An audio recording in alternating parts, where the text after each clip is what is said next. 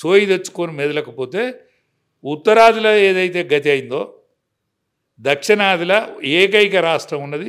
ఈ ఏకైక రాష్ట్రం అటనే కాంగ్రెస్ వశం. పాలు చేయదలుచుకున్నారా?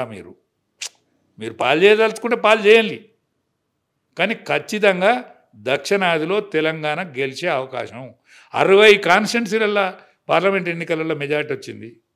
ఇవాళ ఉన్న నాయకత్వం ఎందుకు ఆలోచిస్తలేదు? ఆలోచించకపోవడం బీజేపీ పొరపాటు. రేపు ఖచ్చితంగా గన్పూర్ ఎన్నిక, ఇక్కడ హైదరాబాదులో ఉప ఎన్నిక ఏదైతే ఉన్నదో అది కూడా 2 ఉప ఎన్నికలు అయితే గ్యారెంటీ వస్తాయి. లేకపోతే స్పీకర్ అవుట్ అవుతాడు. స్పీకర్ అవుట్ అవుతుంది, పెద్ద పానాన్ని ముప్పొస్తుంది. ఆయనకు మంచి పేరు ఉన్నది స్పీకర్ గారికి.